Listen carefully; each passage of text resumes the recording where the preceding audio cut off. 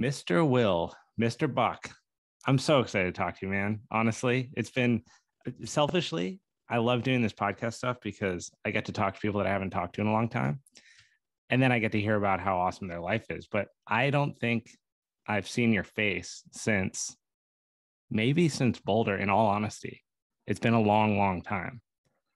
It has, and what a shame, but yeah, Gabe, thanks so much for having me on, man. This is so great to see what you're doing, and I appreciate you bringing me on. So what a great chance for us to catch up and hopefully offer some insight to anyone that's listening. Well, that's exactly what I want to do. I mean, for those that don't know, we were good friends in college. We lived together at one point. Part of it, when you were creating Westwater Outlaws, I knew because the subwoofer was right above my room in our house. And so when you guys would do kind of like late night sessions, write your music and play and everything, I had like a front row seat that was actually underneath the stage. So it was a unique experience. And it's been really fun to watch. Like, a big theme in this podcast is about the difficulties of pursuing the shit that you care about. Like, I have read in the interview you did with Voyage LA, you're like, nothing that's worth it, or nothing comes easy that's worth it, right? Like, you have to work hard through the things you care about. The path to wherever you want to go takes patience, which you identified, earlier as in the email, as something that's like part of your mantra. And I love that. And I just kind of wanted to hear from the inception, like, how has that played out? The challenges of being a recording artist, pursuing the road that literally no one goes down unless they're so passionate about it, and then dealing with everything that comes along with that. Like, what has that been like for you? Yeah, great question. So I think very young, I vowed to not want to look back on my life and say, gee, I'm glad I played it safe. Right. And throughout my mostly adult experience, I've realized the amazing things that come from risk taking and then also paying for the consequences. But I've also gone through times in my life where I wasn't taking risks and I was really shrinking down in a way. Those were by far the worst times in my life, if that makes sense. So even though I've had to pay from the consequences of continually pursuing what I love and what I want to do, it's absolutely worth it just from even seeing and experiencing the other side. Do you ever wonder if that answers your question? Yeah, no, absolutely. It seems to be a common theme amongst people that are in the lane of pursuing what they love, because you're willing to go for it aside from what people think you should do, maybe what you think you should do, because it's like I don't know, it's an internal thing. It almost overrides your thought process. That, like, music's in your blood. Yes. It's if they withdrew your blood, there's probably white blood cells, red blood cells, and music, right? Like, it's just your composition. It's who you are. Right. When you're going through that journey, do you ever fear, or I guess the better question is, how does fear play into staying on that road? Great question. Yeah. So fear is inevitable, especially when you are continually having to be your own cheerleader, let's say.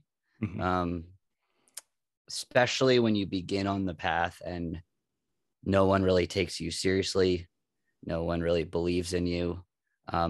That's very scary in the beginning, to sort of walk into it and say, I know that I can do this. There's a lot of fear involved in that. However, every time I've faced fear head on and come out the other side, that's really where I've gone up a level, as a human being, and, career wise and other things as well. But I've kind of developed a mantra of, if it scares you, do it. Right. And that comes across in so many different areas of my life, but in songwriting is if I'm writing about something and it scares me and it feels like maybe I'm sharing something that's too much or it's too raw, that's when I know I'm writing a good song. Gotcha. Yeah. And then the same thing in life. If something is bothering me, I know that the only way out is through. I actually wrote a song called that, but I have to face it sooner rather than later. Right. Sure. I think that fear is like, I was actually speaking to someone about this the other day. Fear is possibly the most essential emotion for our species. If you consider evolution, for example, fear is the thing that keeps the species evolving, because you recognize threats in your environment. It shapes your choices inherently. When you're scared of something, it makes your choices sharpen up really quick around that. You become more aware. And when you're taking on a new endeavor, you're writing your own album, leaving a band, all these kind of things, you're, no matter what, you're going to come in contact face to face with that. And I think a lot of people turn around right there. A lot of people in a lot of different settings, and it takes a special individual to walk through that door. When you see people walk through it, you just want them to win. Like I always see, when I see people take risks, I just want them to accomplish everything that they're after, because I know how much it takes to do that. Do you ever worry that you won't achieve what you're after, or that like a career will never take off, or an opportunity will never come your way, or you won't meet the right person to start the right thing? Is that something that you deal with on a day-to-day, on a year-to-year basis on this path that you're on? All the time. All the time. Yeah. But that's it. That is grit, right? Is having those thoughts of, I might not make it. That opportunity may not come along. I may not get what I've always dreamed of. But the idea is, despite that, you stay in it and you learn how to enjoy the process of going for that dream. And how can you make it so that you enjoy the process as much as possible, even if you don't get there? I think that's the most important thing, man, because that's where you're at. You're in that right now when you're sitting here talking to me and I'm talking to you. Maybe you're not recognized on a global scale. The podcast isn't known by every single person in the universe, but this is the best part right here, right now, doing this thing. This is when you're in the most flow that you'll ever find, because it's not influenced by other factors, because it can't be yet, right? Like your music is so pure because it's made entirely out of love for doing it right now.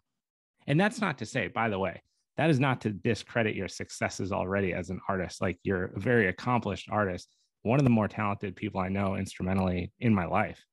And it's been fascinating to watch this like trajectory. I mean, I remember even from a distance when you moved to LA and knowing, like, I didn't even talk to you when that happened, but I knew inside, I'm like, he's doing that because that's the fucking move right now. Like, he's not doing that because there's a buddy out there and he wants to like surf. I mean, you just came back from this trip. Talk to me about that, actually. The whole Westwater Outlaws, that coming to a front. I mean, you guys were touring an insane amount. At that point, you're a full-blown band, right? Yeah. What was that experience like, from like Westwater, solo career, making the decision to LA, and then your trip there in the middle? Sure. Well, first of all, thanks for the kind words about my music and the purity and everything. Thank you. Of course. So Westwater Outlaws, just to give a little backstory, when I met Abe in college is when I formed a high energy rock and roll band called Westwater Outlaws in Boulder, Colorado. We started out playing parties in our singer's basement, which I'm sure you remember, and Try to slowly remember. built, yeah, slowly built that to the bars, and then from the bars to small clubs, and then eventually to touring, to eventually selling out clubs and festivals and everything like that, signing with an agency and management and getting some song placements, et cetera, et cetera. So that was a 5-year journey. And in a lot of ways, that represented my whole dream. As a kid, that's what I dreamt of doing. And I felt so lucky that I was one of the few that was able to come out of college doing what I really truly wanted to do. I mean, I just wanted to be in a band with my friends, traveling the country in a van, playing music that I loved. And I got to do that. It was extremely hard. And there's so many things we could break down about band life and that part of my journey. But to get towards your question about like the end of that and, you know, transitioning to LA and the solo career, that band ended in 2015 and I was shattered. I was crushed. Why did that end, by the way? I've never been able to ask you this. Yeah, it's like anything, it's a multitude of things. There really isn't just one thing that you could say. If I had to chalk it up to anything, I would say we joined the band when we were 20, 21, and the band ended when we were 26. So I think for anyone that's listening, you know that that is such a formative time of your life. And there's a lot of growing up that happens there. And throughout that time, the road and relentless touring, I think it got to all of us. And keeping a band together, especially like the genre of music of high energy rock and roll, and having the expectation of every town that you pull into, it doesn't matter if it's a Tuesday or it's a Friday, people want to party, want to have a good time, you know, upholding that every single night of whichever city you're in, whether it's a completely packed house or it's totally empty.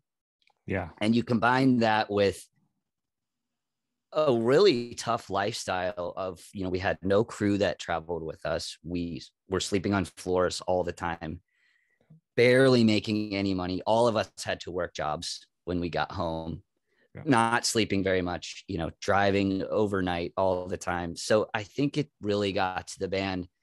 And then without really speaking about any other members, there was just this obvious separating that was happening, like any sort of relationship that's ended. It's kind of like, it's so sad because it was such a beautiful band. You know, I still love that band to this day. Such a beautiful things we do. So that's why it hurts so much, because when it really like all blew up, and I mean it really did blow up, like right before we were supposed to play the biggest show of our career. We were supposed to sign this big contract. We were supposed to sign with a new agency. I mean, the road was paved, you know? And so for all of it to just crash so quickly, it not only shattered my identity, but I lost the brotherhood. I lost the family. I lost the years of work, because I was 26, and by my 30s, I wanted to have gone through those years of really hard touring so that, you know, we could pick and choose our dates a little bit more. I could have maybe a little bit more of a normal life. So I knew from seeing the inside of the business what it meant to lose that, and what it meant to have it end. At that point, yeah, go ahead. It sounds almost like you were surprised, like the degree to which it shattered you was as if there was no writing on the wall. But at the same time, I'm hearing you say that you're kind of recognizing these growth patterns, and people are going in different directions seemingly over the course of this time frame, and you have the mental toll of constant work and lack of sleep and partying and this, and like all the parts of the industry that you don't really see when you go and see your artist for one night and you're like, you know, play that song that we all love. Come on, do it again. And you just expect that they're on 24/7. So was it, and again, like kind of heading towards this new deal, big show, it sounds like everything's kind of shaky, but still heading in the right direction. Was it like something literally happened on a night and then you guys woke up and you were no longer a band? Or was it the wheels started to rattle? Like, how did that happen? Yeah, it's very perceptive. So I saw some issues from the very beginning. So the best way I can describe it, I know it's not as dramatic as this, but if you've ever had someone close to you pass away and potentially they were sick for a long time before that, you can prepare yourself as much as possible for their death. But when their death comes, you'll feel just as shattered as if they were hit by a truck out of nowhere. And I know this is not as extreme as that, as the ending of a band, but that is what shook me to my core, is that I knew the wheels were coming off of this band for a long time. And I was desperately trying to keep it together because my whole dream was attached to this band. My identity, my work ethic, everything went into this. So I was trying to keep it together because that was like the center pillar for me. And my, you know, friends and family had really like been built around that. So does that answer your question about like how shattering it was, but also seeing it coming at the same time? It does. I guess, and perhaps I'm digging too deep here, and maybe it's for a different time, but I think what I'm getting at is more like the day that it happened, or 24-hour period that it happened. How did it happen? Sure. Man, I remember it like it was yesterday. So there was a contract that was on the table, and without getting into too many details, the contract was committing to a booking agency and a management agency, which would be really, really good for the band. But it was also going to commit the relationship of the band members. Like, it's time to put on the big boy pants and look into the future of 3 to 5 years. This is what we're doing. And all I'll say is that not all members could wholeheartedly say that they wanted to sign that deal. I wanted to sign the deal. I was ready. And so I was shocked a little bit from that, like the true colors coming out. I'm sure you've heard plenty of stories of like music industry, just like contracts and stuff like that. What I didn't realize is that I always thought that was, you know, the high level industry and record labels and stuff taking advantage of artists, which is certainly true. I didn't realize how much internally it brings up things within a band, which are almost like already old scars that you're then like twisting the knife. And when it came down to putting the pen to the paper, it didn't happen. And so the conversation that basically broke the band was like, we cannot agree on this, which is representative of we're not all 100% committed to this. So you can imagine that because I was 100% committed, I was like devastated. For sure. But it had to happen because it made me realize, like, okay, we're not all on this same level. I feel like there's, and I've never been in a band, but from friends that are musicians and just talking to people about the music industry, I feel like it's got to be similar to, well, it is a relationship. For starters, it just is, right? You're in this group with people, you make decisions together, you care about each other, you're excited about, you know, progress and new shows and achievements and stuff, and you share all that emotion. Similarly to being in a committed relationship to someone. But there does come that point in a relationship where you start to wonder, is this, you know, for the long term or not? And maybe you assess personality traits or your own insecurities or whatever, confidence points, whatever it is. And then you get to that point where you realize that it's not the right thing. And then you're stuck in this limbo of like, well, how long will you sit here? And I guess the difference is when a contract's on the table, there's legally binding dates that you have to decide by. So either you come to a decision or you're basically saying that you already know what's up. And that doesn't, not that that makes it any easier, but it's gotta be, man, I can't think of something more challenging than holding your childhood dream in your palm of your hands and then realizing that you're not the only one holding it, you know, and that you need other people to agree to hold it with you, right? Like, what was that like for you? Because it sounds like you're definitely the one who is ready to go. You're ready to commit, put yourself down with the band and go on for this time and continue this amazing trajectory and growth and phenomenal music that you guys were making. I mean, to some degree, your rock and roll's like revival, that it was actually like real high energy rock and roll that was being made after the 60s. Like, so what happens there after that time for you? First of all, it's a great analogy with the relationship. That's exactly what it feels like. And there's multiple partners involved. Yeah. And then secondly, that's a great transition in terms of what I did next. So I was so shattered from that experience to the point where I didn't want to leave my house, because in Boulder, it's a small community, you know, so people would recognize me. Yeah, Westwater Outlaws, when's the next show? And nobody knew, you know, we didn't make a public announcement. So I was like terrified of those experiences. Right. So I got really depressed during that time. I mean, my room was covered with, you know, photos of rock stars and my guitars hanging everywhere. And it just felt like they were all judging me, saying like, you're a has-been at 26. What are you going to do?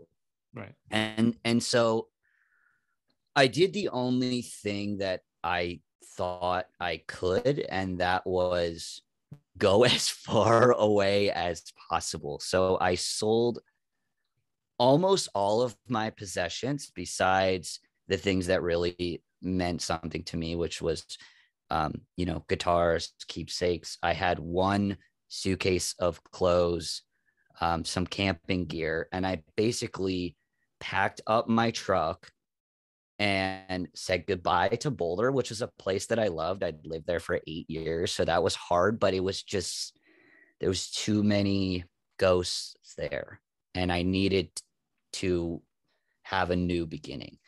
And I just drove west. And for the next 6 months, I essentially lived out of that truck and worked along the way and went from San Diego to Seattle. So pretty much all the way up the coast. And then I went out to Hawaii for a while. Then I came back. And then I eventually went to Australia for the second half of that year and had even less things and changed my truck out for a motorbike. And I love it. Yeah. And the really interesting thing, to be very raw and honest with you, is that from the outside, it looked like the trip of a lifetime, which it was. But internally, I was swallowing all of that grief from the breakup of Westwater Outlaws. I wasn't speaking to a therapist. I wasn't telling anyone about my old identity. You know, I wanted to like forget that ever happened. I cut my hair, I changed my appearance. So there was a lot of almost running away during that time period, even though it was amazing. And I feel very grateful for that experience and just flying off the seam of my pants and really being in this like drifter mode and seeing how you can actually make that work on a, you know, shoestring budget. Right. But as much as I wanted it to be this self-discovery and like new spirituality, there was so much internally that was negative that I was avoiding. which we can get into later of how I've actually dealt with that later down the line. But at the end of that trip, so I moved back to the United States from Australia, having had an entire year of essentially traveling and ignoring all of, these issues. And I moved right to LA and got a job at a warehouse. So I went from that to working 8 to 10 hours a day in a 40,000 square foot warehouse, pretty much by myself, packing t-shirts, folding t-shirts for hours a day, making very little money, where I had no musical prospects. I had one friend who I lived with, and thankfully he helped me get that job. And all of this internal stuff was just eating away at me inside while I'm folding t-shirts. Right. And I was like, what happened to me? I was like, how did I get here? It reminds me of the story you told about Enterprise when you had that breakdown, and it was like, this can't be it. This can't be where I end up. It's so funny. I mean, I don't want to miss this point, but like, it's so hilarious that the parallels in our life at different points. But our senior year of Boulder, I was working in a soup kitchen. Like, I'm not a soup kitchen where you serve homeless people, but a soup manufacturing kitchen.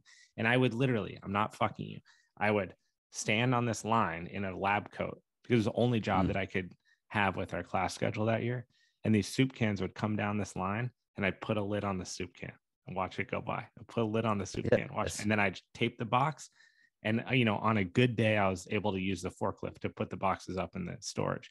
But like, you get there, and sometimes it's that present kind of being in that flow state, that the journey part. You look down and you're like, whose hands are these folding these fucking t-shirts, man? What the hell happened? And it's a trippy experience to have. It's impactful. So you're there, you have where's Will Buck? Who's this guy standing in the warehouse? And also, like, no disrespect to the manual labor, and I've done a lot of manual labor jobs. I fully, understand putting in an honest day's work. I think it was more of the fact that the skills that I was using was nothing that I was good at. I wasn't using any of the skills that I was good at. I mean, I've seen you fold a shirt before, dude. Yeah. I'm really great at folding t-shirts now. Thanks for that. But yeah, the logistics that I was doing there, everything, like, none of this was involved with who I was as a person and creativity and all that stuff. And so, to kind of hark back to the beginning of our conversation, that's when I really paid for the risks that I'd taken. I had no safety nets. I'd sold all of my possessions. I'd built no equity. Thankfully, it's good at living on a budget, but I didn't have a ton of savings. So, I really paid for what everyone says they're envious of going for your dream. I've seen the other side of that. Okay. So I'm in a warehouse.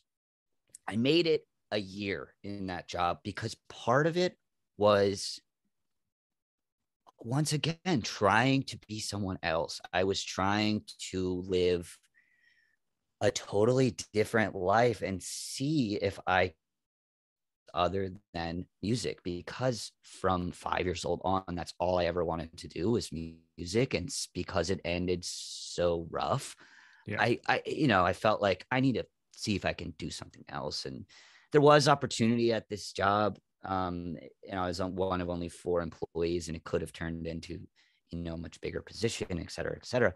But of course, I hated it, and I didn't want to continue on.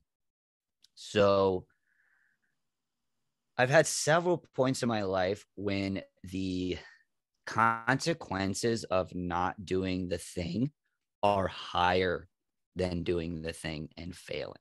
You mean your pursuits, your passion? My pursuits, exactly. So I was at that road where it was so painful not doing the thing, pursuing music. And were you playing music privately at this time at all? Like you had your guitar. I know you never sold your guitar, right? Like were you coming home and playing your guitar, or were you writing or thinking about that kind of stuff every day still? Yeah, I never stopped playing. I mean, from the day I picked up the guitar, you know, I've never stopped. It was really just not pursuing it professionally. And there was a lot of sadness when I would play, because I was like, I felt like I was letting almost the instrument down, because I had such a strong bond with the guitar since such a young age that every time I would pick it up and play, I'd be like, I'm not even doing this thing justice, you know? So I was still playing, but there wasn't a lot of spirited playing. There wasn't a lot of jamming, you know? That's a whole nother conversation. But from playing with those guys in Westwater for 5 years, you know, you reach a level of musicality of, you know, how each other play. There's a chemistry there. So losing that as well, it's really hard to then go and play with other players. They could be terrific, but you don't know their style and you don't click as well. So I wasn't playing with a lot of other people, partly because I was afraid and I didn't know anyone. So once again, I did the only thing that I thought I could do, which was quit the job, enroll in music production school, because I felt a little bit out of the loop, you know, and old school, and needed to learn, you know, this new electronic element that is so present in music. And I wanted to have the tools in my own hands of how to put all of my ideas, you know, into a recording, you know, box situation. And I moved into Echo Park, which is where I live now, which is much more of a music hub from where I was living before, which is Long Beach. And then I made the hardest decision to learn to sing. I was not a singer. You were a lead guitarist in Westwater, right? So maybe you did backup here or there, right? But you're not. Blake was a singer. He was a lead guy, right? Gotcha. Yes, very much so. And I was terrified to sing, which is crazy to say because I had been in music for so long, and you could put me in a room with a guitar and I was as comfortable as could be. But if you asked me to sing, I was just, you know, petrified. Right. So I decided once again, I have to face this head on. So I got a vocal coach, and that I showed up, my voice is cracking, my face is red, I'm just singing off key, I'm squeaking. I mean, it was so bad. Love it. I love it. But I just pushed through because my mindset changed, is that I can do this. I can do this. So the next stage of my life was about learning to become what I'm sort of doing now, you know, learning to become a solo artist, because even though I had all of those years in the band, I had no idea how to be a front person or a solo artist or write all of the songs like start to finish myself and run all the business on my own, et cetera, et cetera. So through production school, vocal coaching, and, you know, once again, just telling myself, don't give up. I almost became a solo artist out of necessity. I was like, I don't want to give up. I haven't necessarily always dreamed of becoming a solo artist, but I didn't know anyone. I didn't have band mates. I didn't have contacts. And I was like, I need to express all this stuff that's happening inside me. And the only way I know how to do that is through music. And so when I finally got to a level where I felt comfortable singing, all of that stuff started pouring out of me. I mean, the songs just started to like write themselves. And I would be like, oh my God, this is about this past relationship from 7 years ago. Oh, this is from when the band broke up, oh, this was from when I was traveling. You know, it's Yeah. kind of an amazing like spiritual process to watch it unfold into my notebook. And then I had to learn the process of then releasing the songs out into the world, which was a whole nother level of being scared. And at that point, are you like, well, first of all, is that point this point? Where are we in time? Are like you graduate school? How long ago was that when you started working with the vocal coach, for example? So that was in 2017 is when Okay. I quit the job and went into production school and um, started the vocal coaching. So in 2018, I announced myself as a solo artist. Yeah. And then in 2019, I put out my first single and music video and, And so sort this of is said, your production, your yeah, songwriting, your music, and even on the business side, your business, yes, right? my name, everything. So what Um, did that feel like? One, how was it received? Did anyone mm, receive it? Because sometimes you do all this shit, right? And you put it out there and you're so excited and you're like, haha, I'm here. And people are like, no one fucking cares. Uh, yeah, sure. so what was the delivery like there? And then also, well, one at a time, what was that like? What was it like to finally get that project out? It's by you. You've seen it front to back, upside down, inside out, and now Mm, it's out in the world.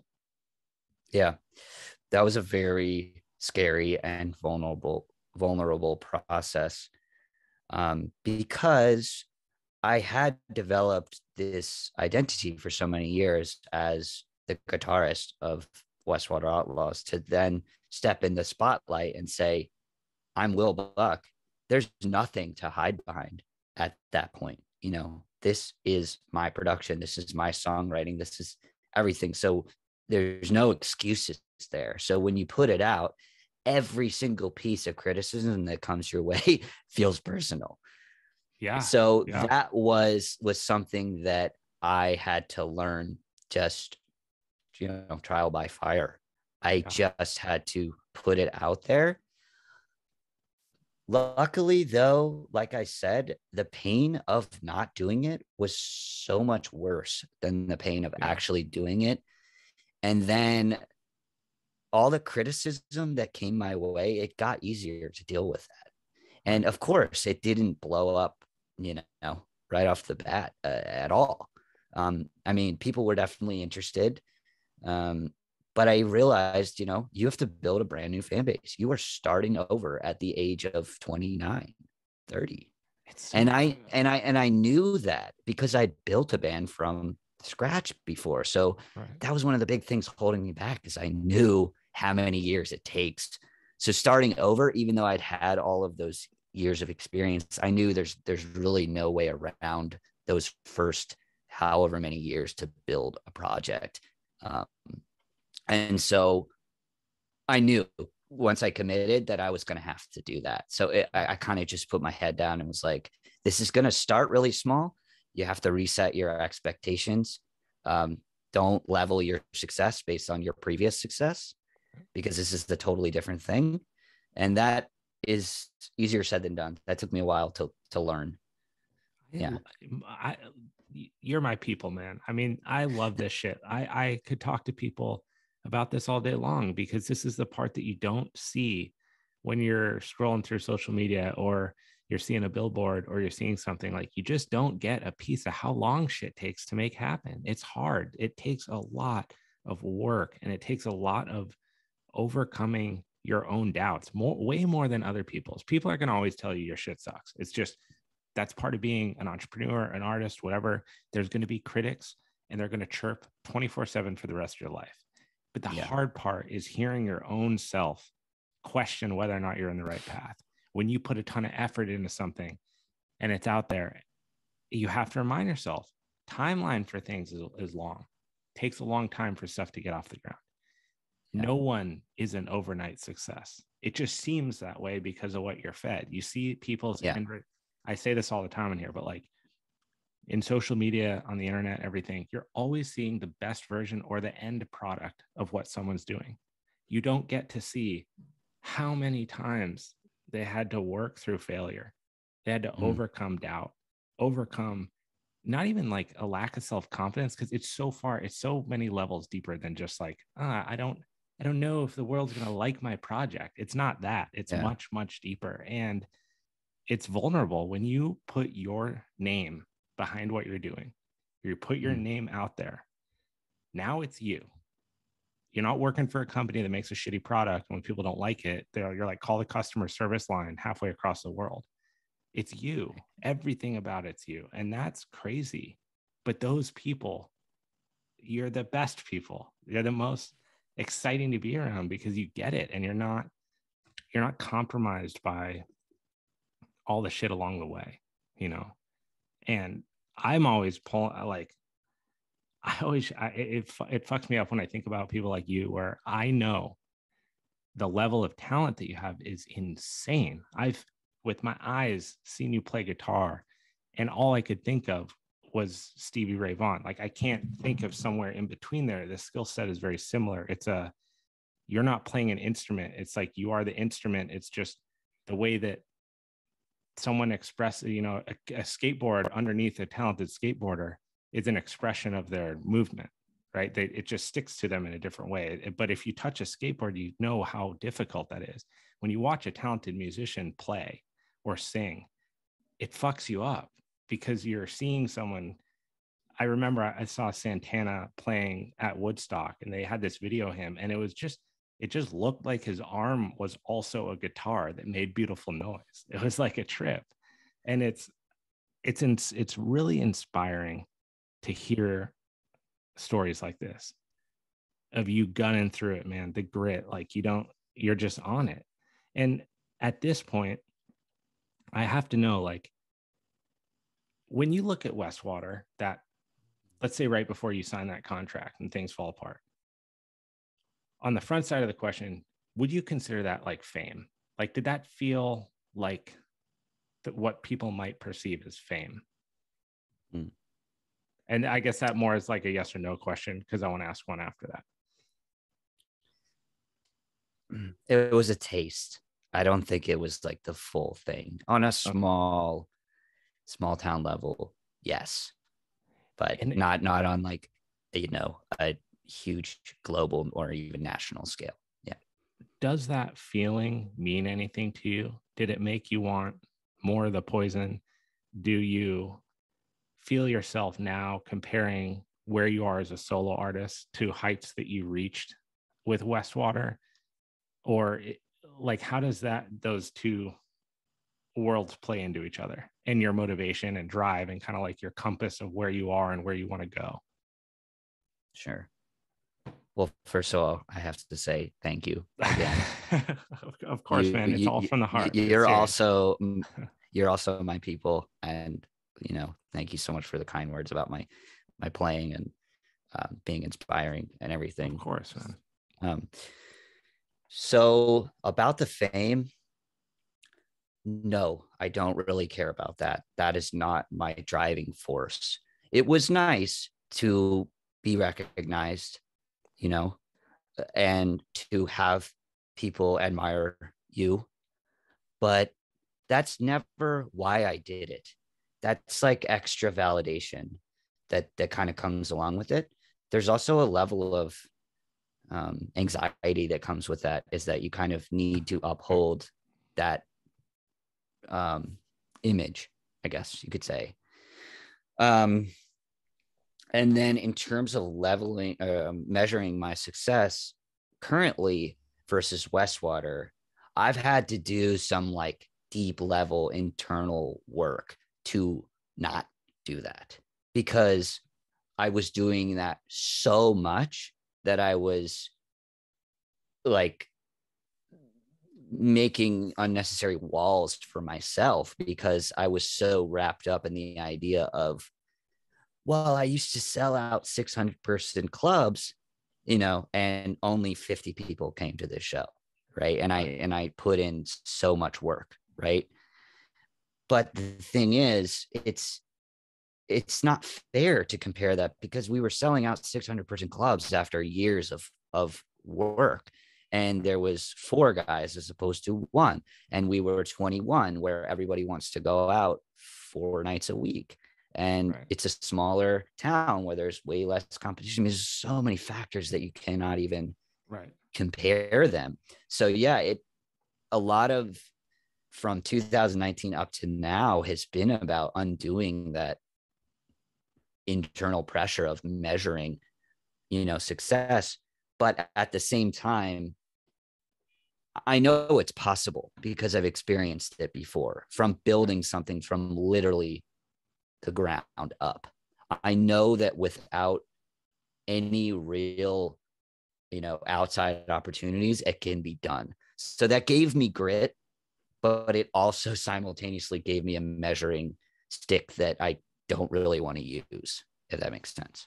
Yeah, I think that makes total sense. It's got to be. I don't know. I'm trying to think of examples of where people might be able to relate to like that. The only thing I can think of in my head is I don't have a compass for that. It's an interesting experience to have experienced that type of accomplishment. I guess it would be like, being a world-class athlete and then retiring and trying to figure out, what do you do with your time other than just like dissolve into nothing. Right. And if you're tied to the relevance, and if you're tied to fame, and you're tied to the notoriety, then you have a really tough uphill battle because that's guaranteed to go away. So Yeah. if that is not something that's driving you, I think one, it's more genuine because again, you're doing it because you love what you're doing, not because you want your face on Hollywood Boulevard so people that know who you are when you go into a restaurant, right? Um, Unfortunately, I think that that'll happen for you. I don't see I don't see you going another 5 years without having some sort of explosion in your career because you're too talented as an artist. It's I think it's rare when you find that type of talent, like real musical talent. It's not a dime a dozen at all. Do you feel like it's really competitive? It sounds to me almost like the competitive part is more just getting people. It's like you have a Van Gogh and no one knows that you make art. And you're like, uh, so I want to see my painting. And no one knows. Like, how do you even start down that road of getting your, obviously social media exists now. It didn't, in the 60s and 70s, but how do you go about this next part? How do you take your projects and your music and your vocals and get them into the hands of the right people, not just anyone, but the people that you actually want to have them, that you would trust to enter into some sort of business relationship? Like, how do you actually go about that in LA? Yeah. It's very simple. You just get in the ring. You take the show, even if it's a bad deal. You put the song out, even if you don't feel like it's 100% ready. You shoot the music video, even if you don't have the full budget that you would like. All of these things, because there's no one way to get that opportunity. But if you're not in the ring and showing people that you can show up no matter if they're there or not, they will be much more enticed to work with you if you are in the ring and you're doing these things. And in the back of your mind, like, I wish that I had maybe more of a budget to make that music video, to make the vision happen, et cetera, et cetera. But you have to know that that'll come, down the line. And maybe someone will come along and help you with that budget. Maybe they won't. I pretty much assume that they won't. At Yeah, this you point, have to. I pretty much assume all of the, responsibility, the extreme ownership, Yeah. especially because I use my own name. And I'm proud to do that. I'm proud to be an entrepreneur in addition to a musician. And Yeah. I feel lucky that we live in a time where that's possible, because referencing, the 60s rock stars, that was not a time where you could really be an entrepreneur and a musician. Or at least it was extremely rare. You were Right. really subjected to just the powers that be. They still Yeah. exist. I still deal with that on a daily basis, but there's so many more resources that I can utilize to make my own opportunities as opposed to kind of wait for them. Are you hesitant to collaborate, having been in a band and seen the dynamics of how that played out for you, also the successes that you could achieve, within that chemistry of other people in that group? Is it tempting to reach out and try to collaborate and leverage, for example, your exposure with somebody else's exposure? Or how do you navigate that especially in Hollywood, where like you can't trust anyone? Sure. um I was very scarred from collaboration, at first, like when I first got into production school and first started singing and, really making my comeback. I was so scarred from, I think you even said it, like allowing other people to hold my dream, Yeah. and then having that dream break. This time around was like, I'm going to be the only one holding this. Right. There's wisdom in that, but you also have to loosen your grip because you can't do it alone. So now I collaborate a lot more, whether that eventually turns into being in other bands. I mean, God, I'd love that. I love bands. I would still love to be in bands as any different member. But that might have to come later. It's going to look different than right now, building that from the ground up. Because once again, I know what it takes to build something from nothing to something. Right. So right now, the focus is putting it in a project that I know I can remain in ownership of. I guess this is a good time to ask this, because I'm always curious with musicians and acting and art. Like, there's this organic realness to who you are and what you do at the beginning in all facets of, we'll just group it as art, right? Because you're not quite influenced yet by, maybe you're influenced by styles or people you idolize, but no one's like pushing your buttons yet. No one's saying, well, if you painted with red, then a lot more people would like it. And you're like, well, okay, maybe I'll put some red in my paintings.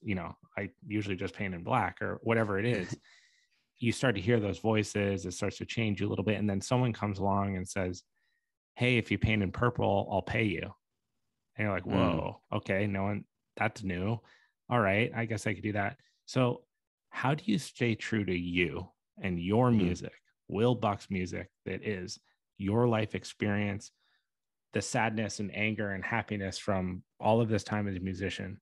How do you stay true to all this and then also grow within this cutthroat, wild industry, as competitive as acting, right? On a global scale? How do you navigate, like, how do you manage those two things together and not veer off track and be converted into an artist that you don't want to be? You look inwards, not outwards. So when I'm writing, if I feel an internal sense of excitement or fear or almost like a deep sadness, I know I'm on the right track. Because if I feel it, I know other people, or I hope that other people will feel that too. Whereas if I approach the songwriting from being like, man, that song's so popular. Okay, what's the BPM? Beats per minute. It's 120. So maybe I should make a song that's 120 beats per minute. Okay, what's the feel? Oh, it's got like a 4 on the floor bass. Do. Okay, I should do that. Build a song like that. You're influenced by that song, right? Just whether you build a song like that or not, you're automatically influenced because you're an artist, right? So you're absorbing all these things. So I kind of rely on the fact that will just happen naturally and I'll be influenced by them. So I'm not saying to not be influenced by something, but as soon as I start to feel myself writing a song for a specific goal in terms of like popularity or like maybe people will like this because they like this thing or that. Feel like that's as soon as the, you know, the art just starts to vanish from it. And I have no you know, lofty ideas of myself as this like artist that, you know, only exists in this vacuum that's like I'm only make, you know, art. It's not like that. It's more of just I know the difference between an internal feeling of when I'm on the right track of creating something that's raw and vulnerable versus creating something that's commercial and for success. Right. When you did a recent competition at the Hollywood Bowl, right? And I forget the name of it, so please say it right now. It's just called the opening act. Opening act. Yeah. Was that the first type of exposure you got from a competitive arena? Yes. And did that tempt you to then, because as an outsider who's not involved in the music industry, you see things like America's Got Talent or American Idol, and it's laughable. But then you also see that there's some people that are still relevant today who've completely got their careers started off those places. You don't strike me in the least as someone who would be like chomping at the bit to go on American Idol and be judged by like Christina Aguilera about the blues that you're singing, right? But is there any temptation to leverage your exposure through those channels, through like competitive channels or shows that may exist on TV and things like that? Or how do you feel about those? So turning music into a competition was something I was very very against for my whole life. The Hollywood Bowl competition was an accident. I responded to something that was like, would you like to open at the Hollywood Bowl? And I was like, of course, you know, fill out this form. I thought they were just going to randomly choose. And then they were like, hey, you're in the competition. And so I was like, you know what, Will, you've been anti these things your whole life. Like, why don't you just flip the coin, see what it's like, get in the ring and like see your fan base if they get behind you. And they did. I made it way further than I was expecting. And that ended up being like such a tremendous personal win that I felt like for me and my fan base. So I realized that there is good in that. It's the competition with art is, you know, I'm still a little iffy on that because who's to say one thing's good and one thing's bad? Right. It's all personal preference, but it was about courage for me. It was about bravery of saying like, hey, I'm an underdog in this thing. Like, I don't have nearly the following as like a lot of the people that are in this competition. And this is a huge venue. You know, let's go for it anyways. And then I'm a person that if I go in, I go all in. So when I decided to go in, I was like, I'm not going to go half in. I'm going to go all in and see what this whole thing is about. And on the other side of it, I would say it was much more about the personal growth of myself and, you know, proud feelings of my fan base. I almost looked at my competitors and like wanted to shake their hand and be like, thank you for pushing me. And I hope you feel the same way. You know, there's no like animosity there at all. Right. Were there potential collaborations that came from that? Like, did you find yourself aligning with some of the people you're up there with, or was everyone kind of in their own lane? And yeah, nothing really ended up coming out of that. I think if it had been in person, there potentially be a lot more of that. But you know, it was all mostly online, so there wasn't a lot of, you know, face-to-face interaction. I didn't even think about that. I mean, a lot of the past year and a half must have been crazy in and of itself as a recording artist. I know my other friend is a recording artist, songwriter, was like, dude, I mean, it's like being a stand-up comedian, right? Where are you going to play? There's nowhere to test your material. You can write it all day long, but like now that places are opening back up, are you wanting to like get out there and start booking shows and getting in front of people and sharing music that you've created over that time frame? Or have you already been doing that? Yeah, so I've gotten back into live music, which has been awesome. And there's once again a level of starting over. A lot of places have closed. A lot of those relationships you might have had before have potentially drifted apart. With certain industry, people and things. And so yeah, it's kind of a reintroduction back into the live world. Also people are a little bit more hesitant maybe to go out. Yeah. But honestly, like once again, just the feeling of getting out there and sharing my music is more than enough. Right. That feeling of just getting back out there, and also yeah, being able to share all of the new music that I wrote and released over the At last this year point, and a half. you're fully on your own as a solo artist. That's all that you're currently doing, right? That's it. I also teach private music lessons, songwriting, production, vocals, guitar, just like you and I are talking right now. So gotcha. yeah, Dude, the virtual those two space things has been, I mean, I love it. It's weird. It is weird to be, yes. I mean, I literally feel like I'm seeing you like we were hanging out yesterday. It doesn't, to me, the feeling is absolutely no different, which in and of itself kind of fucks me up. Because I'm like, shouldn't I feel like I'm staring at a computer screen right now? But I don't. I feel just Right. like 2011, like we're skateboarding around campus. I don't know if this is totally a tangent, but do you remember that we were skateboarding outside of by the what was that, the basketball center? I forget what it's called. And that we got ticketed by the cops.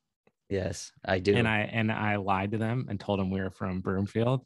And then I panicked and backpedaled, and I was like, look, I lied, actually, because they asked to see in my backpack.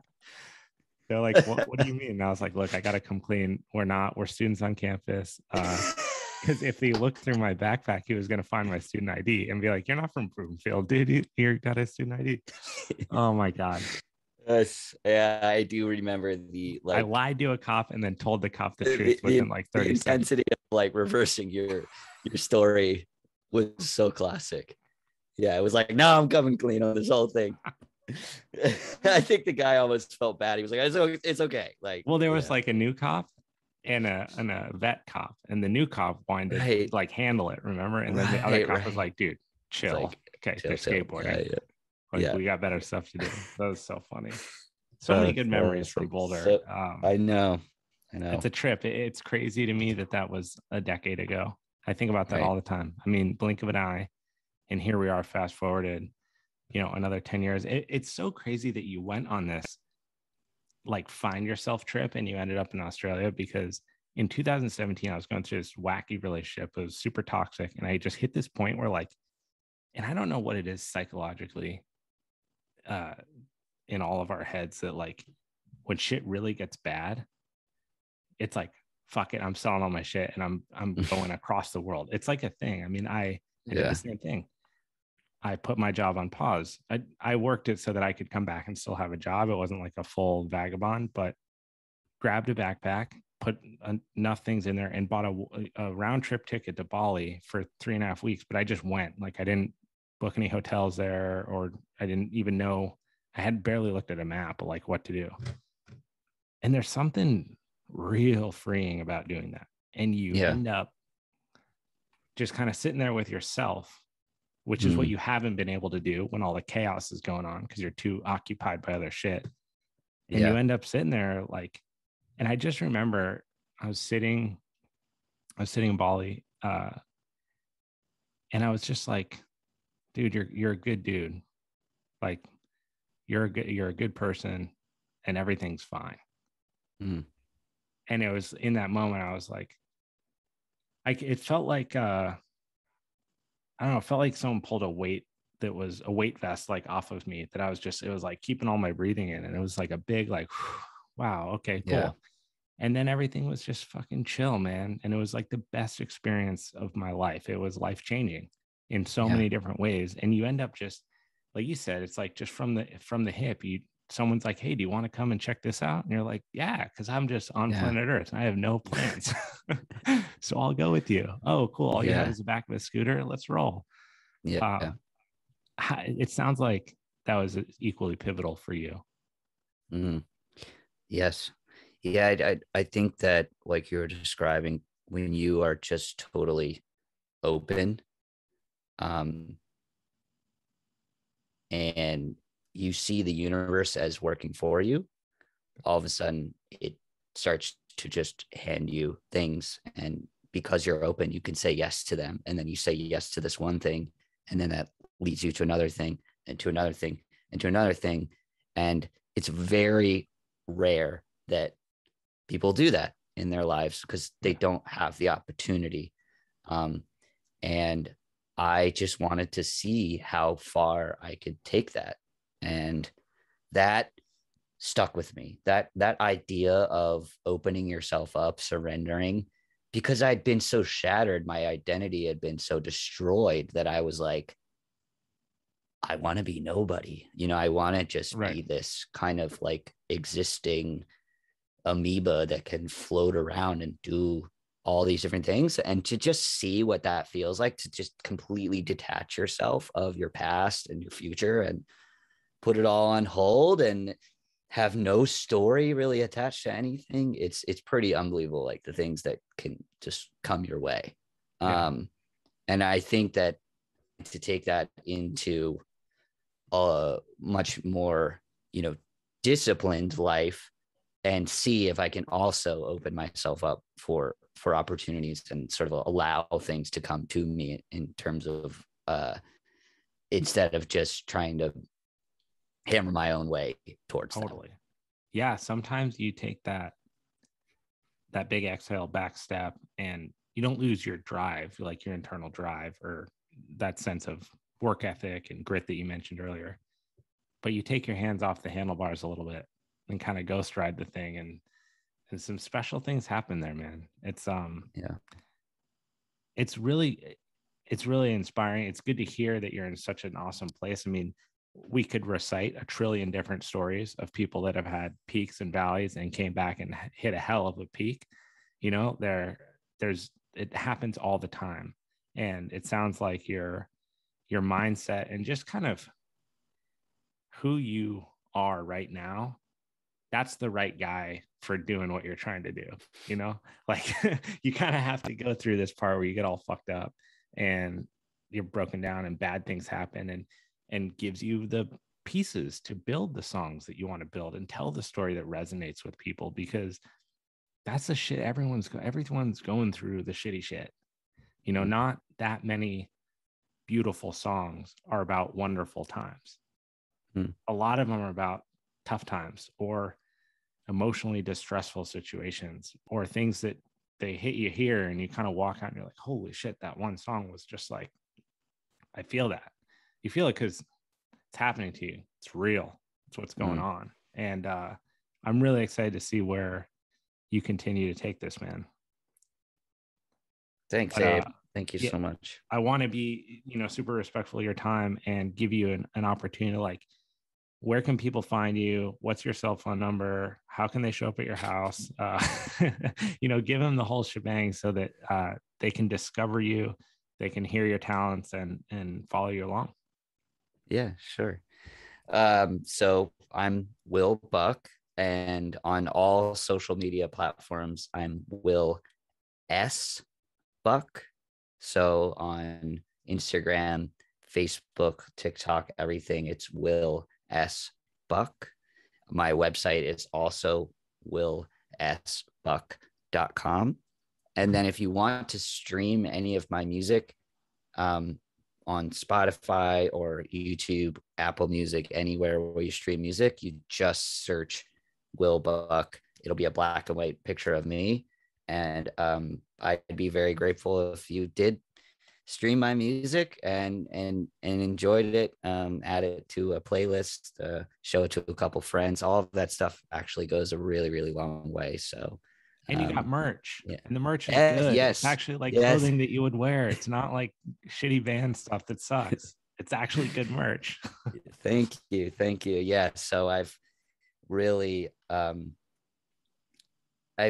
taken my identity as an artist and try to really put that into my merchandising and really care about it, because I care about my, style and clothing and comfort. And I think it's a way of self-expression, and I want my fans to have that as well.